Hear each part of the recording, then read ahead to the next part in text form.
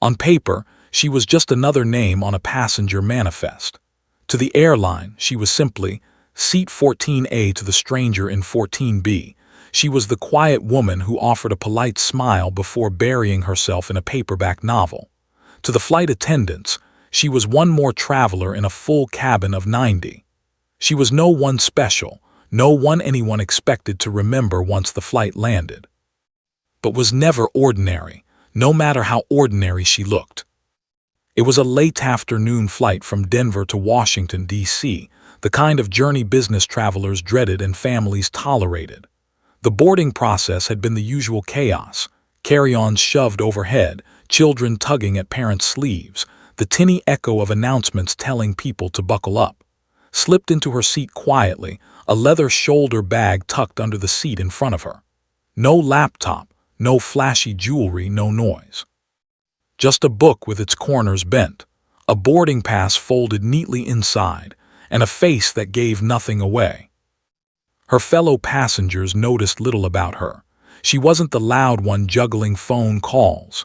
She wasn't the anxious one checking her watch every 30 seconds. She wasn't the one with a toddler kicking the. She was, if anything, invisible. But behind her stillness was a mind always alert. Even as she read, her eyes flicked toward the emergency exits, the movements of the flight crew, the subtle way the engine's pitch changed when the aircraft lifted off the runway. Years of habit made her catalog details the way other people breathed. She didn't do it consciously anymore. It was simply part of who she was. The captain's voice soon came over the intercom, smooth and reassuring, welcoming everyone aboard. Applause rippled from a row of college students in the back. Glanced out the oval window as the plane leveled off, clouds stretching across the horizon like waves on an endless sea. For a brief moment, she allowed herself to relax. The truth was, had avoided flying for years. It wasn't fear, not exactly. She spent enough of her life in the air to be immune to that. It was the memories flying stirred, the ones she had carefully packed away like medals in a forgotten box. Every time she stepped onto a plane, she risked unlocking pieces of her past she preferred to keep silent. Civilian life was supposed to be different, simple, quiet, anonymous. And that was what she wanted tonight: anonymity. To be no one. To arrive in Washington, walk through the terminal like every other traveler, and vanish into the city without a single person remembering her face. But fate doesn't always respect anonymity. From the start there were hints, little things that felt slightly off, though most passengers dismissed them without a second thought. The weather radar showed storms ahead, though the forecast had promised clear skies. The sign stayed on longer than usual. The captain's second announcement was shorter, as if he were distracted. Most passengers shrugged it off. Flights had quirks, after all. Noticed, she always noticed. Her instincts told her this flight would not be ordinary, though she couldn't yet see how. She leaned back in her seat, staring at the page of her book without reading a word, her mind already analyzing possibilities. Maybe it was just turbulence. Maybe it was nothing. Or maybe, just maybe, something was coming that would test every part of who she once was. At that moment, she was still only passenger 89. But the sky had a way of revealing truths, and before this journey ended, her voice would break silence in a way that no one on board, or flying alongside them, would ever forget. The first sign came 30 minutes into the flight. Had been watching the clouds, tracing their edges with her eyes the way one traces a coastline from above. She always did that, mapping, observing. Then, without warning, the aircraft jolted hard to the left, as if some unseen hand had shoved it sideways. Gasps broke out in the cabin. Coffee cups rattled. A child squealed as his stuffed toy rolled into the aisle. For most passengers, it was a momentary scare, for it was the beginning of something different. She had flown enough to know turbulence when she felt it, and this wasn't turbulence. This was sudden, violent, and unnatural in its rhythm.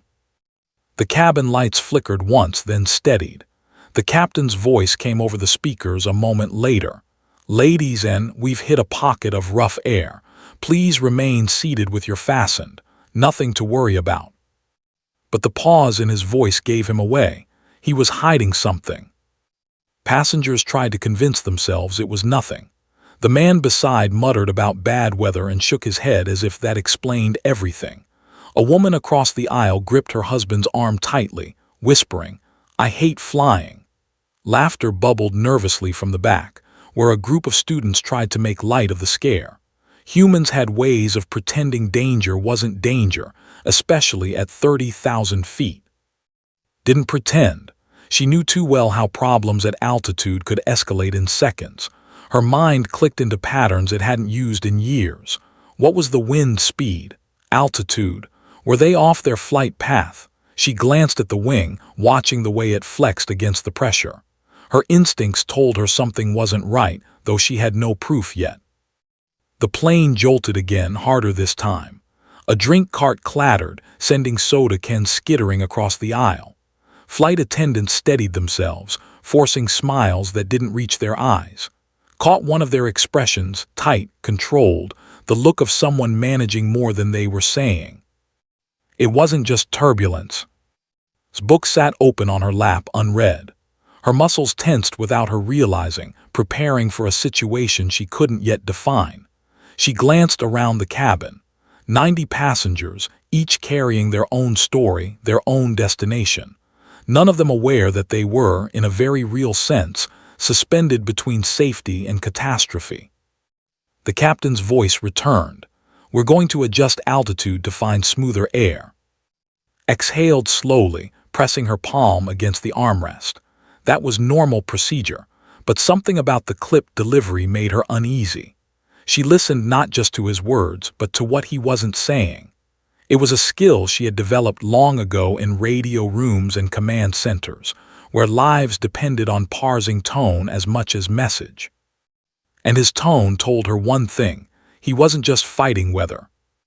Minutes passed, each one stretching longer than the last. The turbulence eased, but the silence grew heavier. Flight attendants moved quickly down the aisles, checking belts, securing carts, avoiding eye contact with nervous passengers. Felt the shift in atmosphere, the way unease spread like electricity through the cabin. To most, it was still a routine scare. To, it was the kind of quiet before something bigger. She shifted in her seat, heart steady but alert, waiting for the next sign. It came in the form of absence. No updates, no reassuring chatter from the cockpit, no casual reminder to sit back and enjoy the flight. Just silence, broken only by the hum of engines and the occasional cough from somewhere in the back. The man beside her finally leaned over. "You seem calm," he said, almost accusing. Forced a small smile. "I've seen worse." It was the truth, and deep down she already suspected this was only the beginning. For a time the cabin held its breath. The turbulence had eased, but not the tension. People shifted in their seats, some pretending to nap, others scrolling aimlessly on their phones even though no signal could reach them here. The calm didn't feel like relief, it felt like the stillness before a storm. Knew the signs. The captain hadn't spoken again. No weather updates, no lighthearted jokes about "fasten your folks." Silence stretched longer and longer until it became a weight pressing down on the cabin. Ordinary passengers didn't notice at first. Pilots didn't owe them constant chatter, but had worked in too many control rooms, listened to too many flights on comms to mistake this for normal. The crew knew it too. She watched as two flight attendants conferred in low voices near the galley, their smiles plastered in place when passengers looked their way. Another attendant briskly moved down the aisle, double-checking overhead bins as if restless energy needed somewhere to go. They were trying to look calm for the passengers, but their eyes betrayed them, narrowed, searching, nervous. Closed her book and slid it into her bag. She wasn't going to read another page tonight. Her ears picked up every mechanical hum, every subtle vibration of the engines. She'd been trained to notice details like this years ago, during long nights monitoring airwaves when the smallest static could mean the difference between routine and disaster. She leaned slightly, straining to hear through the thin walls toward the cockpit. Nothing. The man in 14B finally spoke again. "They'll figure it out. Planes are safe." His words sounded like reassurance, but his eyes betrayed unease. Only nodded. She didn't want to explain that safety depended on communication, and right now, communication was broken. Because she knew what the silence meant, the plane had lost contact. It was subtle but unmistakable. If they had radio, the captain would be giving updates, relaying turbulence reports, checking in with air traffic control. But he was, which meant he couldn't. And at 30,000 feet, being alone in the skis was more dangerous than most passengers realized. The turbulence had been a symptom. The silence was the proof. Her pulse picked up not with fear but with focus. She could almost hear her old instructors' voices. When the radios die, you find another way. When silence falls, you become the voice. She took a slow breath. She wasn't in uniform anymore. She wasn't in a command post with a headset strapped across her ears. She was a passenger. She reminded herself of that, even as instinct pulled her in the opposite direction.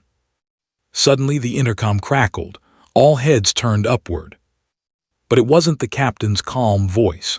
It was static, thin, distorted, useless. A hiss filled the cabin for a moment before cutting out altogether. Passengers glanced at one another, brows furrowing, then tried to shrug it off. His jaw tightened. That static confirmed it. The comm system wasn't just delayed, it was failing. The attendants moved quickly then, one knocking gently at the cockpit door before disappearing inside. A minute later she emerged, face pale, mask firmly in place. "Everything is fine, folks," she announced too brightly. "Please remain in your seats." Saw through it instantly. She used that same tone before, back when missions were faltering but you didn't dare let the operators on the line hear it in your voice. She shifted in her seat, fighting the urge to act. It wasn't her job anymore, not her responsibility. But as the silence deepened, as the engines hummed like an unanswered question, she knew the truth she didn't want to face. This flight was in trouble. And trouble, she realized, had a way of finding her, no matter how far she tried to run from it. She pressed her hands together, fingers interlocked as though in prayer. Not for herself, but for the 90 souls sealed in this silver vessel, floating in silence above the earth. And though none of them knew it yet, the voice that could break that silence was sitting quietly in seat 14A, waiting for the moment when anonymity would no longer be an option. The cabin buzzed with unease. Whispers rose like static as passengers speculated about the silence, about the turbulence, about why the captain hadn't spoken again. Most clung to easy explanations. Equipment glitch, nothing serious. But fear has a way of slipping beneath words, and could feel it spreading, a low current running under every breath in the cabin. She sat still, but her mind was anything but. Years of training whispered in the back of her head, rehearsed protocols she hadn't thought about in nearly a decade. She kept telling herself it wasn't her place. She was a passenger, nothing more. But denial was cracking under the weight of instinct. It was then that a flight attendant stopped by her row. A young woman, early 30s, with the kind of professional smile that could calm most travelers. But her eyes gave her away, tired, tight, searching. "Ma'am," she said quietly, leaning down as though sharing a secret. "You seem calm. Everyone else is nervous, but not you. Do you have experience with situations like this?" Hesitated, caught off guard. Her first instinct was to deflect, to shrug and laugh it off. She had built her civilian life on staying invisible, on blending in. But the attendant's gaze held steady, waiting, needing something more than platitudes. Finally exhaled. "I used to work communications," she admitted. "Air Force, long time ago." The attendant's relief was immediate, though she tried not to show it. Her hand brushed nervously over her skirt. "Then maybe you can help. The captain, he's running out of options." She glanced quickly down the aisle, then leaned closer. "The radios are failing. Backup too." He asked if any passengers had technical or military background. "We didn't make an announcement, we didn't want panic, but you might be the only one." His heart thudded once heavy like a gavel striking wood. She looked past the attendant toward the cockpit door. She hadn't set foot in one since leaving the service. Memories rushed unbidden. The glow of monitors, the crackle of encrypted channels, her voice steady even as chaos screamed in the background. She thought she'd buried that life for good. She swallowed. "Are you sure?" The attendant nodded quickly. "Please," he wouldn't ask otherwise. Something inside shifted. Duty, maybe, or habit. She unclasped her, ignoring the surprised look from the man beside her. The leather strap of her bag dug into her shoulder as she stood. For a moment, she felt the weight of 90 pairs of eyes, though most passengers didn't even notice her rise. She was still just a shadow moving down the aisle. The attendant guided her forward past the curtain to the reinforced cockpit door. A coded knock, a pause, then the door cracked open. The flight deck was dim, the glow of instruments painting the captain and first officer in ghostly blues and greens. The captain's eyes flicked up at her. He was mid-40s, sharp but strained, sweat beading at his temple. "This is the passenger." "She was Air Force, sir," the attendant explained quickly. Squared her shoulders. "Communications officer. If you've lost both radios, I can try the backups. Might be able to raise a military frequency." The first officer glanced at the captain, uncertainty etched in every line of his face. "Civilian," he muttered. But the captain didn't hesitate long. He studied with a look that weighed risk against necessity, then nodded. "Do it. We're out of time." Slid into the jump seat, headset pressed against her ears, fingers already moving over unfamiliar panels. The cockpit smelled of metal, sweat, and urgency. For a moment, she was back in uniform, back in a role she thought she'd left forever. She took a deep breath, then spoke into the static. "Let's see if anyone's listening." And in that instant, passenger 89 ceased to exist. In her place sat Echo 31, voice of the skis. The headset felt heavier than she remembered. The familiar hiss of static filled her ears, sharp and restless like an old ghost whispering. Adjusted the knobs, her fingers clumsy at first, then steady as muscle memory returned. Her throat tightened. She had promised herself she'd never do this again, never return to the voice that once defined her. Yet here she was, in the cockpit of a commercial jet, 90 lives tethered to what she might, or might not, be able to summon. "Frequencies open," the captain said, his tone taut but respectful. "If anyone can cut through, it's you." Nodded once, then slowly she leaned toward the mic. Her voice came out low, measured, controlled. "This is Echo 31 requesting immediate military relay. Coordinates," she rattled them off, precise, flawless. She hadn't forgotten. She couldn't forget.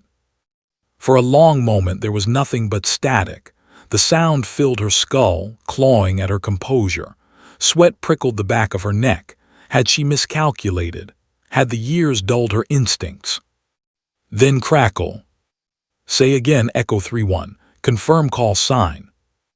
The voice on the other end was sharp, professional, but tinged with disbelief. Froze. The code name had been retired years ago, archived into dusty records. No one was supposed to know it anymore. And yet, someone had recognized it. She steadied herself. "This is Echo 31, former U.S. Air Force Communications Division. Commercial Flight Sierra Delta 792, primary radios down, requesting escort and relay." Silence followed, longer this time but not empty. She could feel ears pressed to headsets across the sky, military channels lighting up with chatter she couldn't hear. Her old identity was no longer hidden. It was alive, spreading, sparking recognition. Then another voice broke through, male, deep-edged with emotion. "Echo 31, is that really you?" His breath caught. She knew that cadence, that gravel. She had guided that voice once through a combat mission when fuel was low and enemy fire heavy.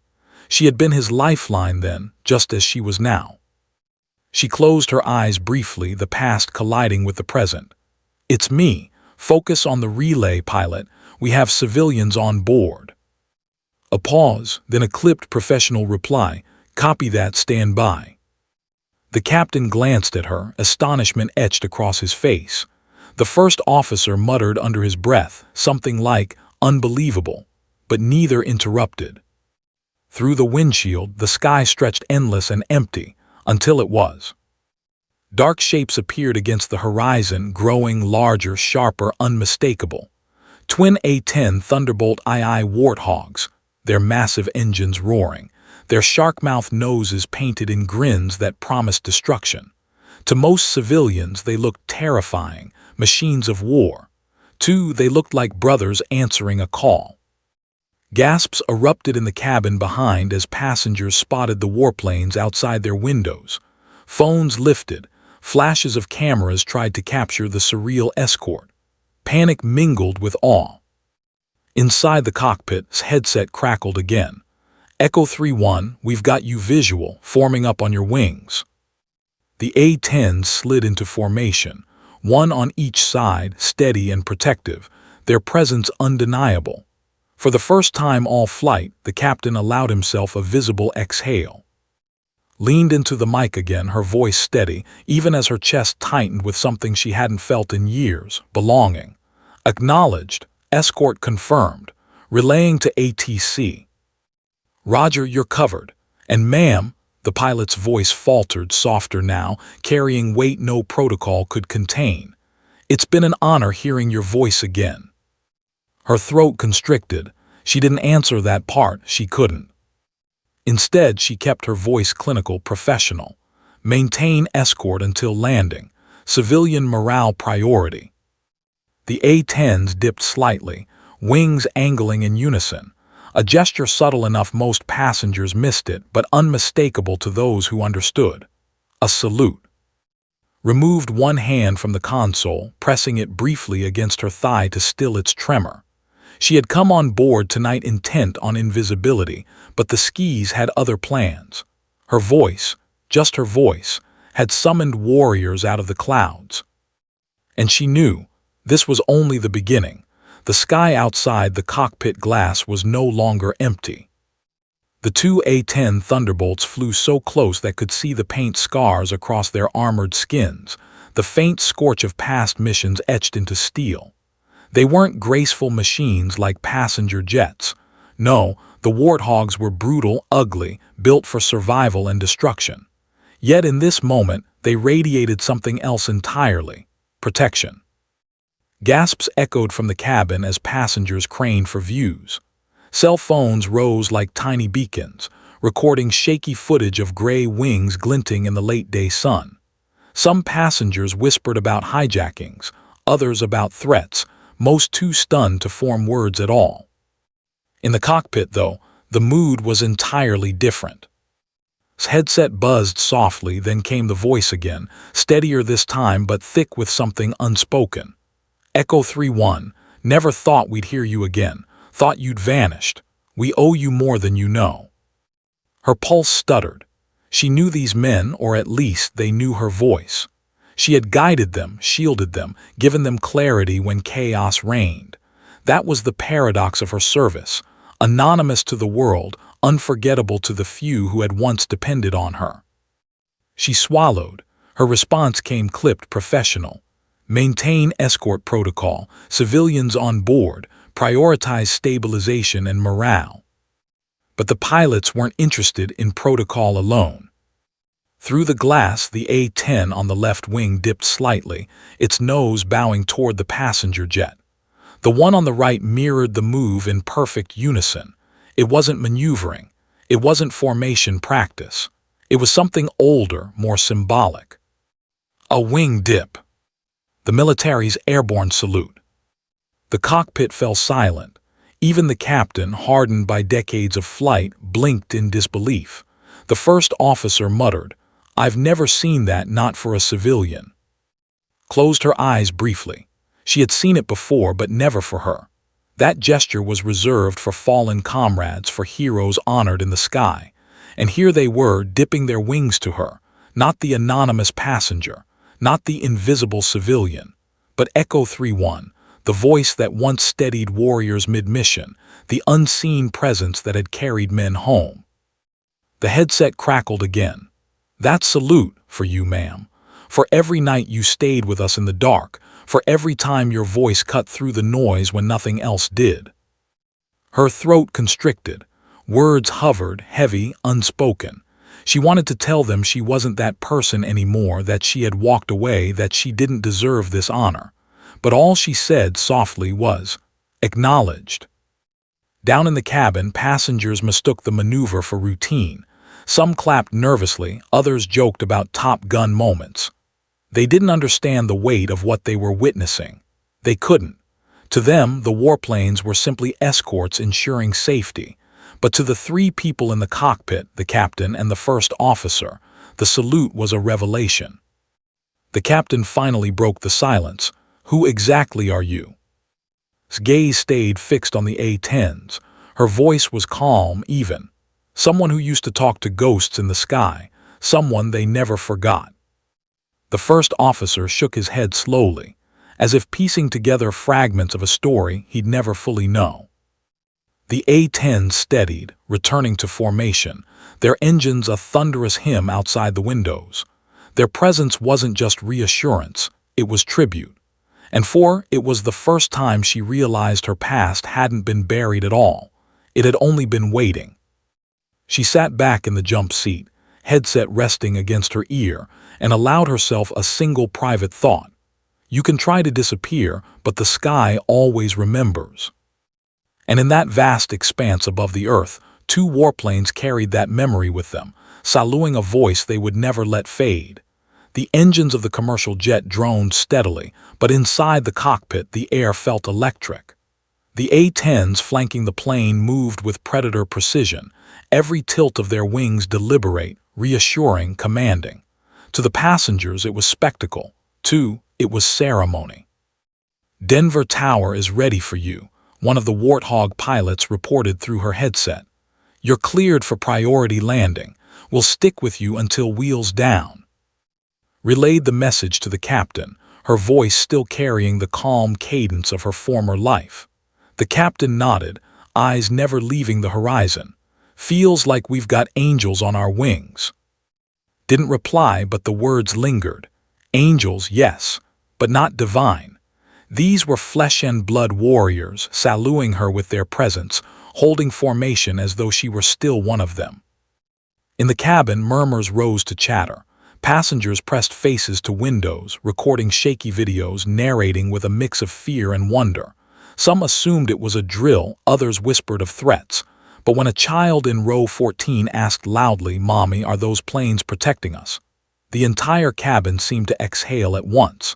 The narrative shifted from fear to safety. The A-10s weren't predators, they were guardians. His headset crackled again.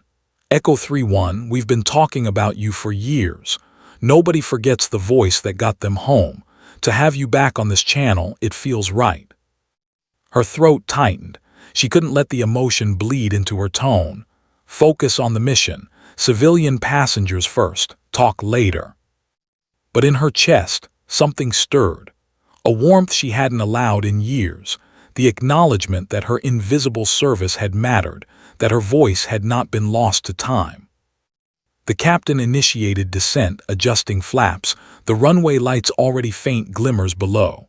The plane trembled slightly as it angled downward, a shiver that rippled through the cabin. Nervous laughter followed.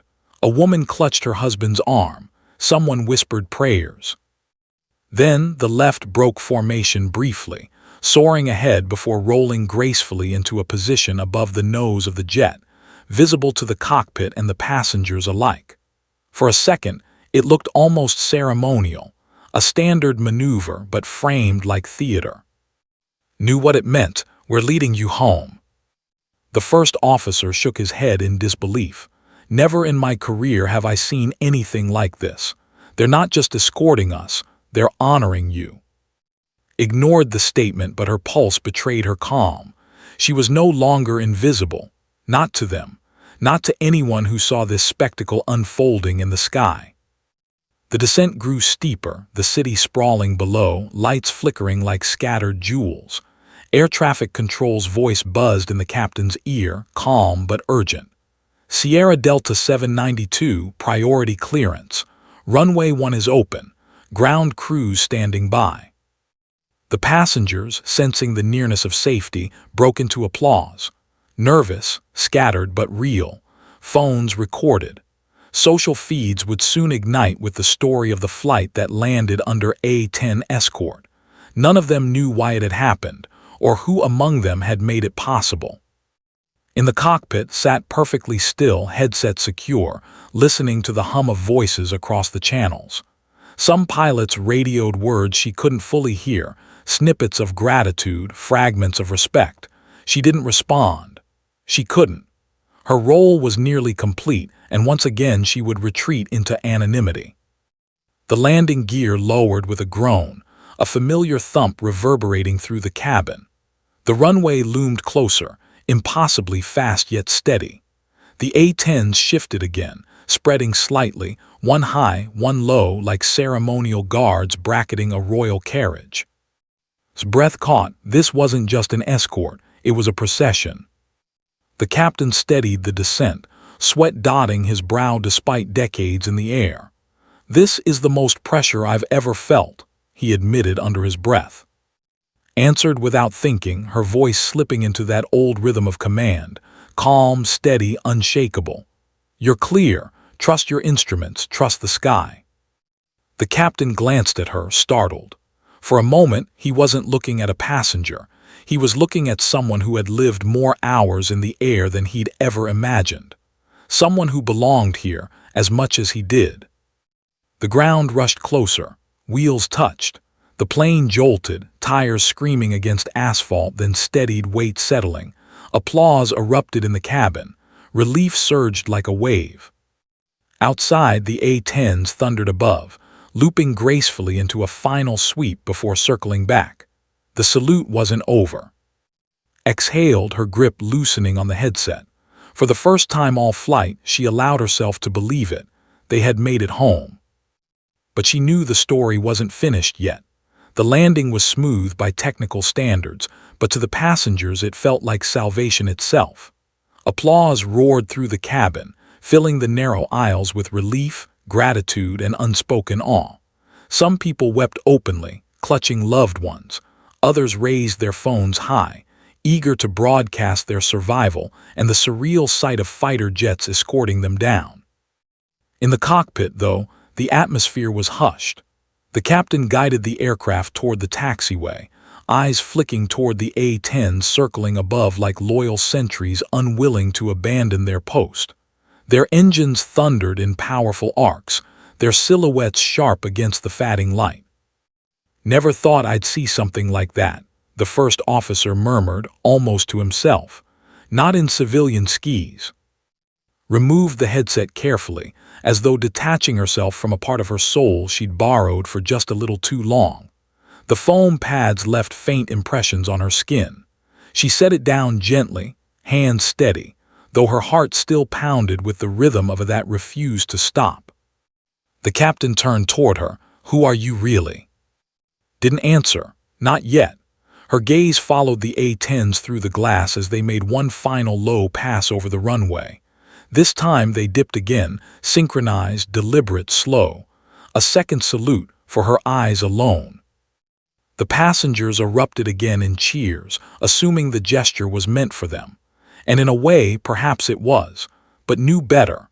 That salute was for the unseen voice who had once guided those pilots home and had done so again tonight, not with coordinates or commands, but with presence, with memory. The jet rolled to a halt near the terminal. Ground crews approached in neon vests, bewildered by the unusual escort but working with brisk efficiency. Airport police clustered at the periphery, radios crackling, unsure whether to treat this as protocol or anomaly. Cameras flashed from the terminal windows as civilians pressed against glass, capturing images of A-10s soaring low above a commercial liner like some cinematic finale. Unbuckled from the jump seat and stood. Her legs were steady, though her chest felt hollowed out, like something essential had been carved free. "Ma'am," the captain said again, softer this time, not as an interrogative but as recognition. "They weren't saluting me. They weren't saluting this airline. That was for you. Her eyes flickered toward him, then away. They were saluting a voice, she replied quietly, a voice that doesn't belong to anyone anymore. She left the cockpit before he could press further. Down the aisle, passengers reached toward her as she passed, mistaking her for a crew member, thanking her, though none of them knew what she had truly done. She smiled faintly, offered nods, and kept walking. It was easier that way. Let them believe the A-10s were routine. Let them carry their own version of the story. The truth wasn't for them. As she stepped off the plane into the tunnel of the jet bridge, she felt the vibration still humming through the metal walls.